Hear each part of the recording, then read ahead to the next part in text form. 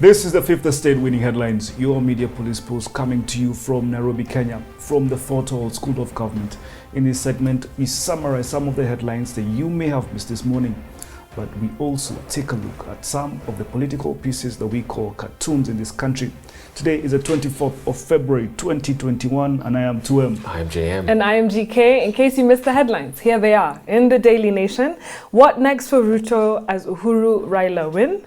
In the Standard, what big win means? And in the Star, Uhuru Raila win round one as BBI sails through. So it's been a great couple of days for certain people. Oh, yes. Well, guys, we have a three-part criteria, that we will use to break down the headlines. We'll ask ourselves, is it topical or speculative? Is it repetitive or groundbreaking? Is it thoughtful or just plain lazy? Yeah. I know, 2M, you have some thoughts. Oh, absolutely. What next for Ruto? Well, 38 counties and counting is a massive vote of confidence for Uhuru Kenyatta. But on the flip side, it is also a vote of no confidence against William Ruto. Ruto has in essence secured a vote of no confidence against himself at the lowest level of Kenya's representation politics. And think about it this way. If the two houses of parliament is where an impeachment motion on Ruto would be dealt with, matters de jure, then county assemblies have impeached Ruto, matters de facto. If 38 counties have voted against William Ruto, it means more than 2/3 of county assemblies have no confidence in him. We want to hypothesize that the final nail on for him will be the 3 by-elections in Machakos, Kabuchai, and Matungulu, or whatever they call it. If his wheelbarrow party flops, he will be impeached. You can take that to Equity Bank and take a loan against it. Equity Bank. Yes, and we will not mince our words here. Ruto has built a background of acceptance for his own impeachment. He is writing his own political obituary. Yes. Question is, will he retreat? Wow. I couldn't agree more. Let me once again break down the politics of our President Uhuru Kenyatta. In the relationship between Uhuru and Ruto, who is controlling who? Allow me to speak idiomatically. During the first term, Uhuru allowed Ruto to get away with murder. Using the Tower of Paradox, he allowed himself to be assumed, as the Kalenjins would say, by William Ruto. But unknown to many, that was actually a strategy. And it is known as the sitting it out strategy, where you take a back seat and let your opponent drive himself to exhaustion. So, who has been in control from around the 9th of March 2013 when they got sworn in? Some of you think Ruto has been in control, but not a single day in the life of Uhuru's presidency has Ruto been in charge. Yes. Uhuru has been many steps ahead of William Ruto. Yes. And now I want to conclude with an irrelevant story about a merchant and his slave. Okay. Once upon a time, in the city of Damascus, was a merchant who sent his slave to the market. The slave returned from the market, trembling and agitated. "What is the matter?" the merchant asked. Confused and afraid, the slave replied, "When I was at the market, I was jolted by someone in the crowd, and when I looked, I saw that death had jolted me." Her face was dreadful and menacing. Then she made a threatening gesture at me. And so now I have to run as far as possible from Damascus. I must run away to Samara. Yeah. There I will hide so that death cannot find me. "Master, can I borrow your horse so that I can go with speed?" the slave asked. And the merchant agreed. So later that day, the merchant himself was also in the marketplace, and there he also bumped into death. Upset and miffed, he confronted her and asked, "Why did you threaten my slave today?" "Did you have to do that?" he asked. Surprised by this, Death replied and said, "I did not threaten him. What he saw on my face was shock. I did not expect to see him in Damascus today because we have an appointment in Samara tonight." Now, in this story, the merchant was horrified, and by giving his slave a horse to rush to Samara, he had actually sent him to his death with speed. Wow. Now, the events of yesterday can confirm that William Ruto is headed for an appointment with political death in Samara. Wow. The date, August 2022. Take it to the bank. Once again, Equity. Equity Bank. Wow, there's lots of loans being taken there. Wow, okay. So, the Super Tuesday win is a major constitutional milestone for us. Kenya has begun its journey to forming a new political settlement. Right. A political settlement is the distribution of power between contending social groups and social classes on which the state will be based. Yes. Put another way, BBI is bringing together a common understanding, usually forged between elites, about how power is organized and exercised. Elite consensus. Yes. It had to happen because Kenya needed a combination of power and institutions that are mutually compatible and also sustainable in terms of economic and political viability. And I think that's what the president was saying in his speech today when he talked about the youth and what they can expect with BBI. Yes. So more so, this amendment to the constitution institutionalizes the informal and formal processes, agreements and practices that help consolidate politics, rather than violence, as a means for dealing with disagreements about interests, ideas, and the distribution and use of power. Right. However, the journey has just begun. You can take that to the bank. Yesterday's big win for Uhuru and Raila should not mean that they rest on their laurels. Yes. In 2005, Kibaki's referendum was rejected by the people. 58% of voters said no. Yeah. And to play devil's advocate, how does Uhuru Kenyatta ensure that the people do not use this as a referendum on him, like they did to Kibaki? We have seen that Uhuru is well versed in politically hard bargains, and this is because a hard bargain is designed to force one to confront hard things.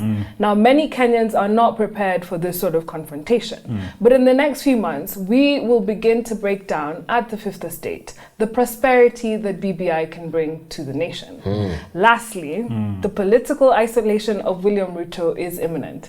Yes, we're all taking that to the bank. And close attention should be paid to his next moves, for it is profoundly dangerous when a politician takes a step to undercut a political norm. Yeah. It will even be more dangerous if his side introduces violent rhetoric or even actual violence into the political system. Because this system is now being designed to promote compromise and consensus building. So be on the lookout, guys. So I want us to actually just pick a winning headline, despite. I quite like the star. I love the You star. like the star? Yeah. I think we'll give the star our Yes. winning The nation sounded like they were not so happy. about the win. Yeah. There we go. The star gives us winning headline. Let's move to cartoons, where we also have a three-part criteria. We ask ourselves, is it humorous or dry? Is it satirical or pessimistic? And is it effective or just plain lazy? Absolutely. There is a caricature of Uhuru Kenyatta and Raila Odinga on a swing labeled counties, and President Uhuru Kenyatta and Raila Odinga are going down the swing, and the caption there is smooth all the way. And the swing lands at Parliament because that's the next step after the county assemblies pushed and passed the BBI amendment bill. And it's going to end up at Parliament. And be sure Parliament will take this thing faster than we think. And run with it. This ride is going to be as smooth as embassy. Absolutely. Smooth as embassy. Smooth as embassy. Nakumbuka your advertisement. Sponsored. Yeah. What's next? Right. So do we park that? I think we park that. We park that. Yeah. Next, Gado is a caricature of Sebo himself, President Museveni of Uganda. And behind him is backdrop of guns. I think it's a bookshelf, but it's been turned into an armory of sorts. And the caption there, a Zoom meeting with Museveni, with M7. It's actually quite impressive. Quite impressive. What, the gun like collection? The gun collection. Yeah, absolutely. Pistols, revolvers. But I have rifles. a funny feeling Gato is being pessimistic as usual. Yes, he is. Yeah. I mean, but do we care? Can we toss it though? You like it? I think, Jonathan, that one we just threw it. Okay, let's toss that and consider what's in the star. Yeah. So here we've got a BBI train having passed the county governments and now on its way to the referendum, and it seems like it's going at full speed. The caption there says "smooth ride," and the implication here is basically that. Nothing is going to stop this train. Yeah, it's going to crush the referendum. referendum. Crush the referendum, absolutely. It's Absolutely. Crush it.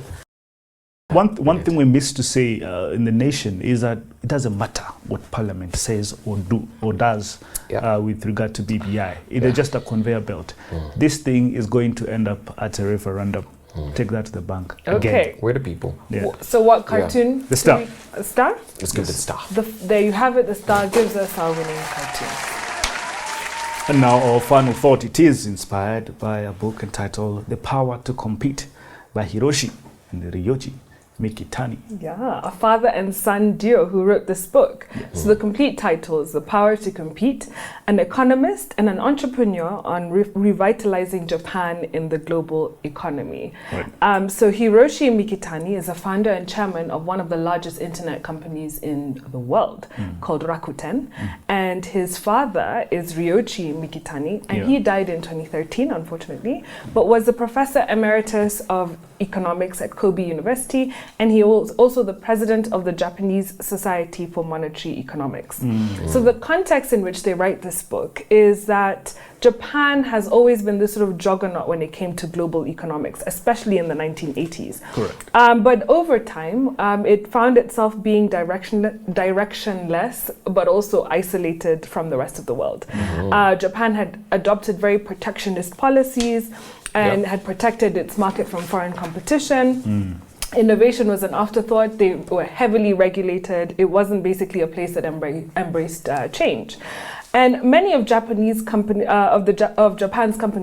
have been eclipsed by competitors in South Korea and China. For instance, we see Samsung, which is based in Seoul, is worth more than all the Japanese consumer electronic companies combined. Yeah. And so Japan had to find a shift or hit a reset. So they have this thing called Abenomics after the Prime Minister Shinzo Abe. Yes. So his administration in 2013 decides that they're gonna basically revitalize the economy. So this father and son duo are looking for ways in which Japan can compete globally in this new era. Right. But they state that they are not fully convinced that Abenomics will work. They say that it's still larded with examples of state capitalism. It's still heavily investing in very government-favored industries. It's not looking to innovate as fast as it should. And so the duo suggest 6 things. They suggest, firstly, that English become the language of business in Japan, because it wasn't at that time. Secondly, that it must operate more efficiently. So they say that businesses were hampered by government regulations and even policies such as the lifelong employee. So you hire someone and they basically only leave your company when they're dead. And they were saying that Japan must become more innovative. Setting products to have standards that are the same as the global standards from around the world, so that you can continue to innovate. They were saying the immigration rules and language barriers are still too high in Japan for others to attract the brightest minds from across the world. So they suggested that Japan must also lower the cost of governance, reducing its bureaucracy and also the number of civil servants, among other things, and reducing corporate taxes. The other thing that they said is that Japan needs to become more globally minded, and the country needs to encourage students to go and study abroad, learn new cultures, and make other efforts to ease protectionist policies. And the other thing was to modernize its education system. Much like Kenya, they emphasize the rote memorization, the idea that you just go and memorize and learn, and you're not really being taught how to think critically. And the last thing is building the Japanese brand. So attracting more tourists, allowing more foreign athletes to come and play in Japanese leagues and sports, convincing foreign companies to come and set up their HQs in Japan, among other things, as a way to increase and improve the brand that is Japan. So it's a very interesting read. I love it. And the part of this book that I love is the need for political appointees. Now, Hiroshi tells us that the bureaucrats in Japan only aim to be director general or vice minister. Any position higher is reserved for officers that are not political appointees. His thesis is, in as long as you are serving at that high level of government, including being a vice minister or a director general, you should be tethered to a political institution. Now, he says when people are thinking only about promotions or getting ahead, they lose sight of everything around them. I mean, you cannot show up in cabinet thinking like an MD or a general manager. And I agree. It's the same thing here. I believe no government since independence has done more than the government of Uhuru Kenyatta. But the reason sometimes the masses seem disconnected to the successes of the Kenyatta administration is because of the Constitution. Now, the 2010 Constitution prohibited members of parliament from being cabinet ministers. In other words, it stripped ministers of political responsibilities. MPs could not appear on the floor of parliament to articulate government policy. They only appeared in parliament when things went wrong. Never when things went right. This meant that the public was starved of information. Before the 2010 constitution, ministers gave strategic direction and were rooted in parliament. They dealt with big picture things. The man that ran the show in the ministry was a permanent secretary. The PS ran the ministry. He was the CEO of the ministry. When the current setup, ministers have been forced to be more hands-on. And that's a good thing and a bad thing all the same. But that notwithstanding, because they are not tethered to a political center, a political party and parliament, they lose their wire connection to the people. Absolutely. And that's why BBI needs to pass. If he does pass, the president will appoint ministers from parliament. Wow. Indeed. We'll have better results. Yeah, a political cabinet. Yes, a political cabinet. Now let me talk about the brand value of a country. That is indeed, as you said, GK, one of the things that they talk about in this book. And they ask, how is this built? And two ways in which brand value is determined, according to the authors, is by measuring the number of tourists that visit the country each year. And also by looking at the number of global companies that set up their headquarters in your country. And what they say is that if these metrics are high, then the image people will have of a country's products, by extension, will also rise, and you know, they gain in greater popularity and attraction, and that then invites foreigners to want to adopt your culture and to be a little bit more like you. Yeah. Now, in the case of Japan, he criticizes it and says that from the government perspective, they don't have a robust strategy for you know, branding the country of Japan. And he quotes some statistics from the 2011 data from the United Nations World Tourism Organization, where he says, for example, that in Asia Pacific, the country that rakes in the most revenue is China, followed by Australia, then Hong Kong, and apparently Japan was at the bottom of that list.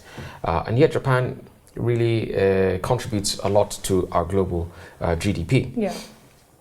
And so he says the reason this is because they have built barriers to tourism. They don't give out visas as easily as some of these other countries do. But then he ends by talking about some more innovative ways of selling Japan. Yeah. And this is in particular a big restriction in Japan. This is the way that they manage the international participants of the sports industry within the country. And so he proposes the elimination of the quota system for foreign athletes in Japanese professional sports, such as baseball, football, as well as sumo wrestling, which we know Japan for. Right. And he gives an example, the Wimbledon tournament, which happens in the United Kingdom, in London every year. And the authors recall that Andy Murray from the United Kingdom won Wimbledon for the first time in the summer of 2013 by beating Novak Djokovic from Serbia. And it was, in fact, the first time in 77 years that a player from the United Kingdom had won that sport or that tournament. The tournament, as you would know, it draws a lot of the top players in the world, lovers of tennis all over the world follow it, and it's doing plenty to increase the brand of the United Kingdom. And so, you know, basically his point here is Japan should be more open to the world, should be less inward looking, and allow allow competition, particularly in soft areas like sports, which could then really take its brand onto other levels. I like that. And even as the father and son duo write this book, you know, to compete, we must remember Japan is still a wealthy country. It's also a comeback kid after World War II. So, you know, the quality of life there is very high. Education system is strong. So I'm glad that they also wrote this book to say that there's niche ways that they can improve upon themselves. So on a day where we had winning cartoon from the Star, winning headline from the Star, I want to leave you with this. The Japanese are skilled at bringing nature and technology together. Not man versus nature, but rather a union of the two. And I wonder what lessons Kenya can indeed learn from Japan. Right. Please subscribe to our YouTube channel, hit like, but also find us on TV. We're on GoTV, Pan Feed to Air, and Star Times. Have a lovely evening. Yes.